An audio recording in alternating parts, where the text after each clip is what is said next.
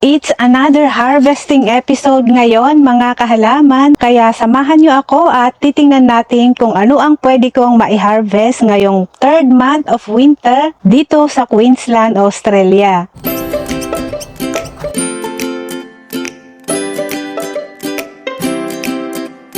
Subtropical ang klima namin dito sa Queensland, Australia, kaya kahit winter time dito ay napaka-vibrant pa rin ng aming garden. Tingnan nyo nga, meron pa akong napakagandang bulaklak dito sa aking harapan na parang spring lang. Ang winter kasi namin dito ay very mild at hindi kami nagkakaroon ng snow kagaya sa ibang bansa.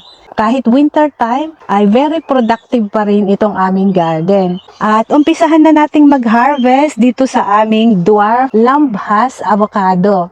Itong aking lambhas avocado ay grafted at more than 3 years nang nakatanim dito sa aking garden. Nag-uumpisa na siyang mamulaklak. At marami pa rin siyang mga bunga na hindi ko na i-harvest. So mag-harvest ako ng ilan sa mga bunga niya. Hindi ko muna pipitasin lahat. Kung ano lang yung mako-consume namin this week. Kunin ko na to kasi palagi akong nauuntog dito pag dumaan ako dito. Napakasarap nitong avocado na ito. Hindi siya maugat. Pitasin ko yung nasa itaas. Kasi naka-expose.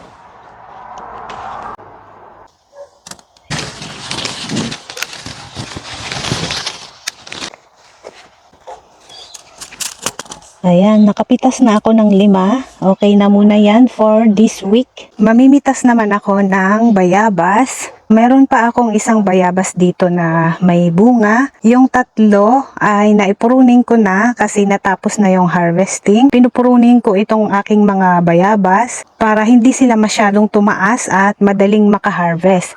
Same thing din ang gagawin ko dito. Pag natapos nang mai-harvest itong mga bunga niya, ay ipupruning ko din siya. So hindi ko inaalis ito net cover kasi may nakikita pa akong mga fruit flies para hindi nila ma-sting itong mga bunga. Pipitas lang ako ng isang bayabas, yung kakainin ko lang. Dahil konti na itong naiwan na bunga kaya inuunti-unti ko siya. Ito malaki. Malalaki itong bayabas na ito yung giant variety. Kaya kahit isang bunga lang, busog ka na dito. Ang susunod ko namang iha-harvest ay yung libas. At meron pa pala akong isang bayabas dito pero hindi pa yata ito ready. Ito yung Hawaiian guava. Kulay pink yung kanyang loob. At ito yung aking fruit orchard na later on ay gagawin ko itong food forest. Tataniman ko ng mga understory plants and ground cover. Tapos aalisin ko itong mga potted succulents para mataniman ko ng climbing plants. Paakyatin ko dyan sa shade house. Iniisip ko ube yam ang itanim ko siguro dyan. Dito tayo sa may hog plum. Marami ng mga nahinog na hog plum. At hindi ko rin inaalis yung net cover nito para hindi ma-sting ng fruit flies. Itaas ko lang itong net niya. Pag winter, naglalagas din ng dahon itong hog plum pero all year round siya na namumunga. Yung hinog na hinog ang pipitasin ko. Dati gustong gusto ko ito kinakain na hilaw. Sinasawsaw ko sa asin na may sili. Pero nung natikman ko siya na hinog, mas nagustuhan ko na kainin ng hinog kasi matamis siya. Para siyang hinog na mangga na may halong siniguelas. Pag nahinog na madali siyang mahulog. Okay na ito. Marami pa siyang mga naiwan na bunga. Pwede rin tong pang paasim, pang sigang. At yung talbos nito ay nakakain din. Nilalagay nila ito sa paksiw. Dwarf variety itong hog plum na ito. So, ito yung ginagawa kong pang-substitute sa mangga kapag hindi in season yung mangga. Yung mga native na hog plum sa Pilipinas ay tumataas na malaking puno pero ito ay dwarf variety. Pero pinupruning ko pa rin kasi gusto ko lang siya na mababa para madali ko siyang mai-harvest. Tingnan ko lang kung may hinog pa na loquat. Napakabilis niyang lumago. At low maintenance, over 1 year ko lang na itinanim, November 2024. At ngayon ay August 2026. Within 1 year, namulaklak na siya. Marami pa rin itong bunga, oh. Napakahaba ng nito, ng fruiting period niya. Pagka na-harvest na lahat, ipupruning ko siya para hindi siya masyadong tumaas. Isa lang yung nakuha ko na hinog. Pag weekend kasi pumupunta yung mag-ama ko dito, yung asawa ko at saka yung panganay ko. Paborito nilang kainin yung loquat. Napakagandang itanim ito sa backyard, lalo na hindi ito commercially available dahil mabilis ang kanyang shelf life kaya hindi nila ito tinatanim commercially. Ngayon naman ay mag-harvest ako ng mga gulay. Tamang-tama may nakita ako ditong broccoli. Ito ay sprouting broccoli. Fresh! Masarap ito. Pag fresh na broccoli, kahit stir fry mo lang, lagyan mo lang ng konting salt, wala ka ng ibang pampalasa. At ang nagustuhan ko dito sa sprouting broccoli na ito, napakahaba ng kanyang harvesting period. Pag na-harvest mo itong kanyang main head, ay lalabas itong mga side shoots niya. Itong mga side shoots niya, pwede mo ring i-harvest kahit ganyang kaliit. At pati itong dahon edible, actually kahit yung dahon na ganyan, yung mga young leaves, masarap ito, para siyang Chinese broccoli. So ang ginagawa ko kapag wala pa yung mga flower head ng broccoli, hina-harvest ko yung young leaves. Chop mo lang yan and then stir fry. Ayan. So ganito ang ginagawa ko kapag gusto kong maraming mga tumubo na volunteer growths na mga pechay. Hayaan ko sila na mamulaklak and then ma-form yung seed pods, tapos hayaan ko rin na mahulog sa ground. Later on, pag in season na yung mga pechay, kusa silang tutubo kung saan nahulog yung seeds. So hindi ko na kailangan na magtanim pa. Meron pa akong mga broccolis dito. At i-flex ko itong aking kaimito. Ito ang isa sa aking favorite na tropical fruit. Napakalago na rin niya. Sabay ko na tinanim itong kaimito at saka yung loquat dahil binili ko sila pareho sa online. At meron pa akong nakitang dalawang maliit na bunga sa ilalim. Ayan, purple na kaimito ito. I'm super happy dito sa aking kaimito kasi napakalago niya. Ito, may mga broccoli pa dito. Ganito lang talaga yung flower head nitong sprouting broccoli. Hindi siya kasing lapad at kasing laki nung normal na broccoli na binebenta sa market. Pero recommended ko ito na pang backyard kasi matagal yung harvest season niya. Itong isa na harvest ko na. Pwede nyo ring i-harvest tong mga ito kahit na wala pang masyadong ulo. Ulam na yan. Dito sa garden ko umaabot pa ito hanggang summer kasi di ko binubunot hanggat nagpo-produce sila ng sprouts. At ito yung aking mga saba. Nagsimula ako sa 2 puno. Ngayon ay napadami ko na. At puro saba lahat yung itinanim ko. Yung kasi ang mahal dito at wala kang mabili na fresh, frozen lang ang available. Ito ay giant variety daw na saba. Same din ang lasa doon sa saba ng Pilipinas. Marami din akong mga tinanim na kamuting kahoy. Pwede nang mai-harvest tong mga iba. Ito naman yung aking Carabao mango. Inalis ko yung flowers niya para mag-focus siya na palakihin yung kanyang stems, yung branches, bago ko pabungahin. 1 year pa lang mahigit itong aking Carabao mango. Maghanap pa ulit tayo ng iba pang maiha-harvest. At i-flex ko lang itong aking papaya. Pero hindi ko muna i-harvest itong papaya ngayon kasi hindi pa namin gagamitin. Saka na lang pag nagluto ulit ng tinola. At ito yung aking langka. Malaki na din. Hopefully, mamunga ito soon. Dwarf tamarillo. At yung aking pomelo. Red pomelo na namumulaklak. May nabuo na siya na 2 bunga. Bowen mango. Namunga ito last year. So, inaantay ko na mamulaklak. At binawasan ko yung sanga ng aming macadamia para mas lumago itong aming Bowen mango. Itong macadamia kasi yung pinakaunang fruit tree na naabutan namin dito. Nag-umpisa na siyang mamulaklak. Pag namulaklak itong macadamia, talagang hitik na hitik siya. At marami akong mga seedlings na tumubo sa ilalim. Later on ay ipapat ko yan. Yan yung mga nahulog na nuts na hindi namin na-pick up. At i-harvest ko na itong pechay na volunteer growth dito sa baba bago pa siya maapakan. Kasi daanan ito yung kanyang roots. Ibalik ko ulit sa soil para maging pataba. Meron pang isa dito. I-harvest ko na rin. Medyo nalalanta na siya kasi medyo mainit na. Ito yung mga volunteer growth na pechay. At mag-harvest lang ako ng konting kamote. Ang ulam kasi namin ngayon ay sinigang na salmon. At gusto kong lagyan ng talbos ng kamote sa ibabaw.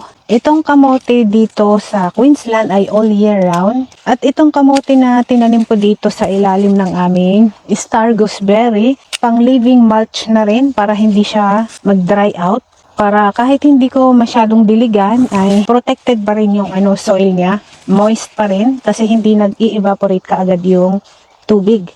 Lalong-lalo na pagdating na ng summer. Sobrang init dito. At isa sa favorite ko na food sustainable na crops ay kamote kasi nakakain mo itong kanyang dahon. At the same time, makaka-harvest ka pa ng kanyang tubers. Ayan. Ito na yung aking na-harvest na kamote. I-flex ko lang itong patani or Madagascar lima beans. Ang kagandahan nito ay all year round siya dito sa amin sa subtropical and tropical area. Minsan ka lang magtatanim tapos napakatagal lang buhay niya kasi perennial siya at all year round na namumunga dito sa amin. At harvest pa tayo ng mga iba pang gulay. Midday na dito sa amin kaya mapansin nyo yung dahon nila parang nakalupaypay. Ito yung aking spinach. Bawasan ko lang yung dahon niya. Ito malaki. Ayan. Pwede ko rin ihalo ito sa sinigang kasama nung talbos. Very rich in iron ito. Perfect for my diet. Mag-harvest lang ako ng aking beetroot. Masarap din itong beetroot. Ginagawa ko lang siyang parang singkamas. Kadalasan itong ginagawang juice. Itong kanyang leaves pala ay edible. Para siyang spinach. Kaya napakaganda rin itanim pala itong beetroot kasi double purpose. Edible na itong kanyang tubers. Edible pa itong kanyang dahon. Napaka-espesyal ng beetroot na ito dahil napakakulay ng kanyang loob. Sa mga gustong magtanim nito, ang variety niya ay tinatawag na Kyoja or Candy Stripe Beetroot. Ito na ang pinaka-favorite ko na variety na itinanim ko dahil matamis siya at walang aftertaste. At yung kamatis ko dito, may isang nahinog. Napakatamis ng kamatis kapag kahinog sa puno. Itong kamatis ko na ito ay volunteer growth lang siya. Matagal na akong hindi nagtatanim ng kamatis kasi napakarami akong mga volunteer growth sa aking garden. Ayan yung mga kamatis na nakikita nyo dyan. Ito ay yellow pear. Matamis din ito.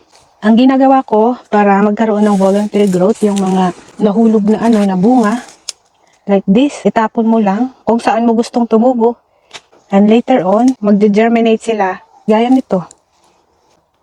May nahinog pa dito. Matamis to. At tingnan nyo naman itong aking marigold. Napaka-vibrant ng kulay. Itong mga marigold dito ay galing sa seeds. Yung mga old na marigold, tinabunan ko lang ng lupa. Kaya maraming mga tumutubo Tapos ang gagawin ko, babawasan ko lang, i-distribute ko, i-spread out ko sa aking garden. Ito, pwede na ito. Hindi ko na to palakihin. At pag nag-harvest ako, sinasama ko hanggang doon sa young na dahon kasi gustong-gusto kong inuulam yung dahon. At ito yung aking mga na-hybrid na marigold. Padamihin ko ulit ito kasi kakaiba yung kulay niya. Ay, itong mga pechay na tumubo dito, lahat yan mga volunteer growth. Pag na-dry na yung seed pods nito, ibabalik ko din dyan sa lupa. At kapag season na ng mga brassicas, ay kusang tutubo yung mga yan. So, pwede rin i-harvest tong niya, yung sa may side shoots. Yan. Kahit itong may konting flower buds, pwedeng ulamin na rin yan. Ayan. Kasi marami naman na itong mga mga stems niya na namumulaklak. At itong aking lettuce, Pinamulaklak ko rin para makakuha tayo ng seeds. Yung mga ibang bulaklak na hulog, kaya may mga nakikita akong lettuce na seedlings na tumubo. At itong wombok, pwede ko ring bawasan yung dahon nito at ulamin kahit hindi pa masyadong buo yung kanyang ulo. Same din naman yung lasa niya. So ito, lilinisan ko ito, tatanggalin ko itong mga lumang dahon, tapos kukuha ako ng konting dahon. Ilalagay ko sa aking sinigang para overloaded ng gulay. Bawasan ko itong kanyang lumang dahon kasi nagyayelo na. Tapos ibabalik ko din sa lupa para maging fertilizer. Yung mga medyo okay na dahon na pwede pang ulamin, pwede mo nang kunin. Kasi di ba pag bumili naman tayo ng wombok, tinatanggal din naman natin yung dahon pag uulamin natin. Kapag hindi pa nabuo yung ulo, pwede nyo nang bawasan yung dahon. Yan, pwede na yung pang-ulam. Ayan, nalinisan pa natin yung tanim. Kasi habang nililinisan kasi natin yung yung lumang leaves, the more na mas magiging compact na yung kanyang ulo. Kaya ang dami na nating mga dahon-dahon. Ngayon naman ay iha-harvest ko itong aking snow peas. Hindi ko alam kung anong klaseng peas pala itong tinanim ko dito. Habang hina-harvestan mo yung yung peas niya, mas lalo siyang magpo-produce ng marami. Ginamit kong pagkalatkatan niya itong giant na pigeon pea. Itong pigeon pea ay tinanim ko dito pang chop and drop. Marami kasing uses itong pigeon pea sa garden. Pag winter, ginagawa ko siyang trellis ng climbing plants. Pag summer, ay ginagawa ko siyang pang shade. So, merong akong dwarf din na variety. At ang kagandahan dito sa pigeon pea ay nitrogen fixer siya, kaya magandang companion plant kasi nagbe-benefit yung mga katabing plants niya. Gumagawa siya ng sarili niyang fertilizer. Ina-absorb niya from the air and pinupunta niya sa roots. So, ito yung aking pinakaunang pigeon pea. Tingnan nyo yung kanyang stem, parang kahoy. Tapos, itong kanyang mga dahon, pwede mong tanggalin ito. And then, i-mulch mo. Rich in nitrogen yan. Pag nag-decompose, magiging pataba sa lupa. Kaya, maraming uses itong pigeon pea. So, kagaya nito, pwede mong i-harvest na itong pods niya. Maliliit lang kasi yung kanyang buto, ganyan. Parang monggo lang din. So, ito, itapon ko na lang dito sa aking bagong garden. Para kung tumubo sila, ayan, itapon ko lang. Ayan yung tinatawag nila na lazy gardening. Kaya kailangan magtanim tayo nitong mga support plants. Kasi itong mga tanim, sinisupport nila yung isa't isa. Kagaya nitong nasturtium, edible yung flower niyan. Pero, ang purpose din nito, bakit tinanim ko dyan, para i-protect niya yung soil. Nagiging living mulch para yung microorganisms ay hindi umalis doon sa ilalim ng lupa kasi gusto nila yung shaded at saka moist. Hanap pa tayo ng mga peas. Kasi yung peas ko kung saan-saan ko itinanim. Ito, snow peas. Ito ang snow peas. Pag matataba. Masarap itong snow peas na pang snacks na fresh. Napakatamis nitong kanyang pod. Para siyang parang singkamas ang lasa nitong kanyang pod. Yung kanyang namang peas, para siyang mani.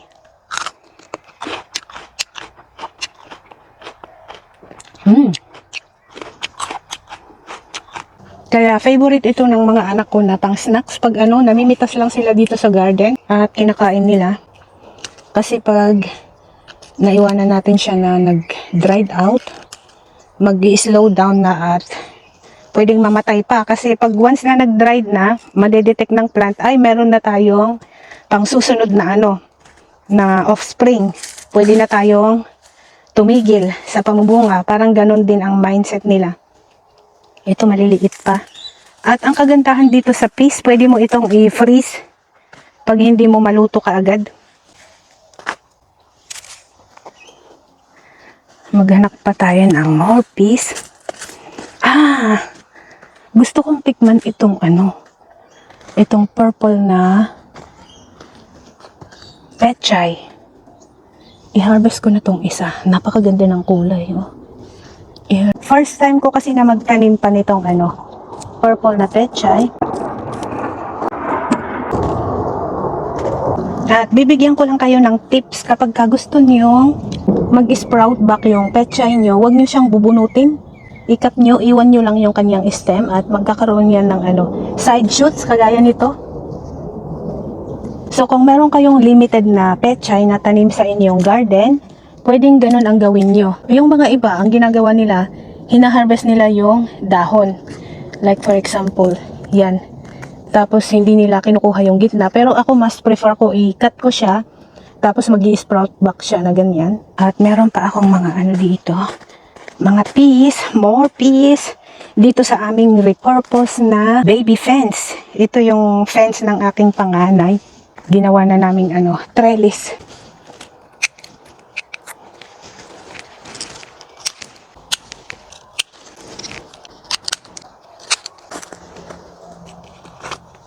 Yung iba kong mga stone fruits, namumulaklak na.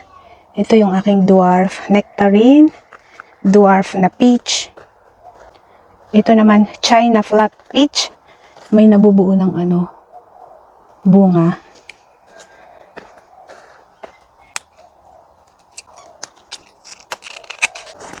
Nagdikit-dikit itong mga wombok ko dito.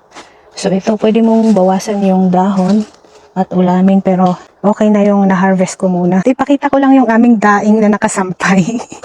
Nagdaing yung asawa ko ng galunggong. Tapos itong net, binili namin sa Inala Market para sa mga nakatira dito sa Brisbane area. Maganda naman siya hindi napapasukin ng insekto. Meron din sa online, nakita ko sa Temo, kung gusto nyo.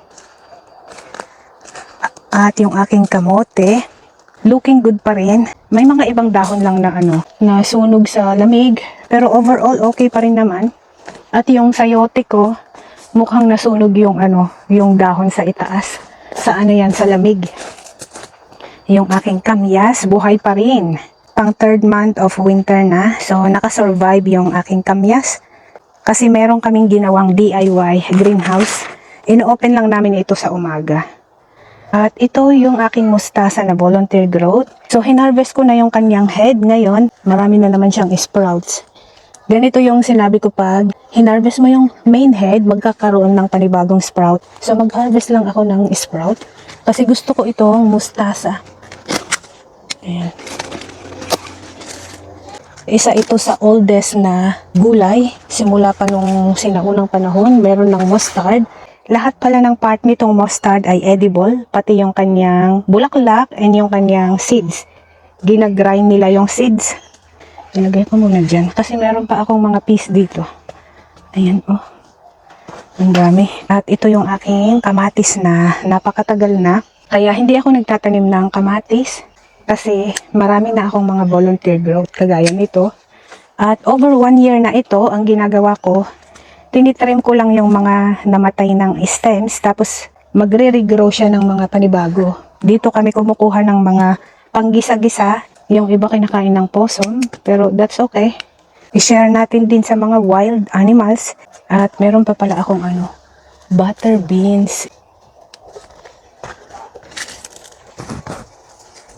Dwarf lang kasi ito, kaya ganito lang kaliit. Yan, ang cute ng kanyang beans.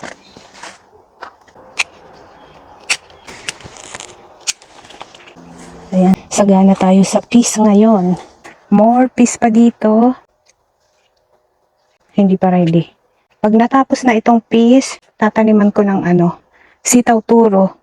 Siguro after a week, magtatanim na ako ng seeds ng sitaw turo. Hindi ko na antayin na mag-dry out ito bago ko taniman. So, kailangan advance para tuloy-tuloy ang harvest. At more peas pa dito. Ito naman yung purple podded peas. So, dating succulent yung tanim nito, pero nilipat ko sa pots yung succulent kasi gusto kong gamitin itong trellis for climbing vegetables.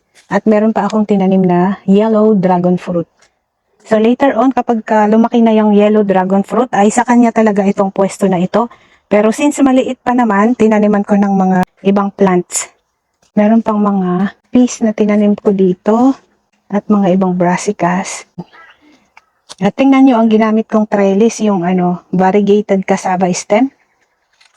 So, pwede kayong mag-repurpose sa inyong garden kung marami kayong available na mga branches ng puno, pwede yun na gamitin na pang trellis. At itong aking white eggplant, nakasurvive naman siya sa winter, although hindi siya ganon ka-productive. Pagdating ng spring, for sure ay magiging productive naman. At may bago akong tanim na talong. Ito yung normal na talong na mahaba na purple. Ang pangalan nito is Hansel, tapos Gretel naman itong puti. May mga seedlings na rin akong tinanim. Ayan, ito ay bush beans. May tinanim pa akong mga basil and purple na kamote, molokay, sweet potato. So, hindi ko na aantayin na matapos na ma-harvest itong mga brassicas bago ako magtanim. Kung meron namang mga spaces in between, ay taniman muna para may time siya na mag-grow. At kapag naalis mo na yung mga brassicas, ay meron na kaagad ready na susunod na crops. May tinanim din ako na ito yata ay capsicum.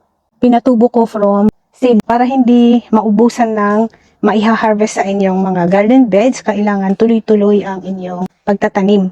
I-harvest ko na ito, side shoots. Pag hinayaan mo kasi na tumagal yan, magpa-flower na siya. And later on, itong mga natitirang succulent dito ay papalitan ko rin ng gulay. So pag naharap ko na ay ililipat ko sa paso para mataniman ko ng gulay.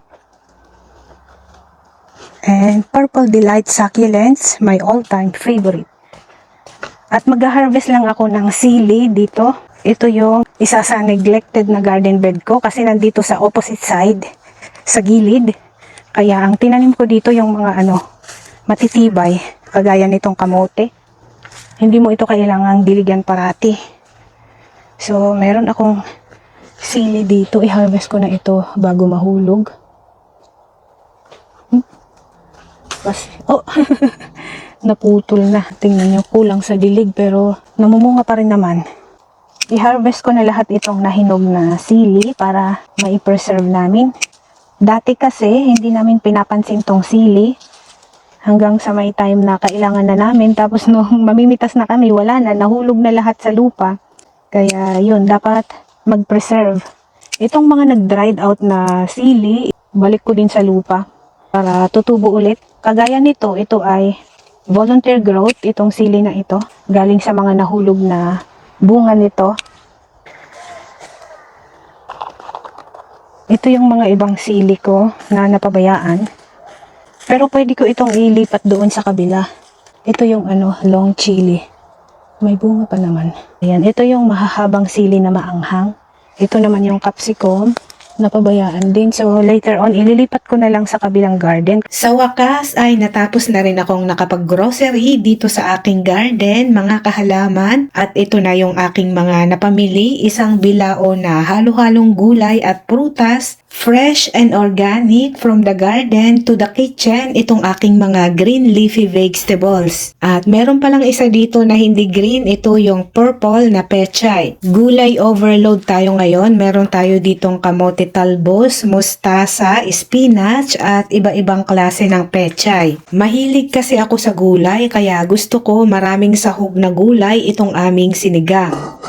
Pakuluan lang natin yan konti and after a few minutes ay luto na itong ating mga gulay. Mas masarap kasi ang gulay kapag hindi siya na overcook kaya hanguin na natin at kain na tayo. Maraming salamat mga kahalaman at magkita-kita muli tayo sa aking susunod na ganap dito lang sa aking garden.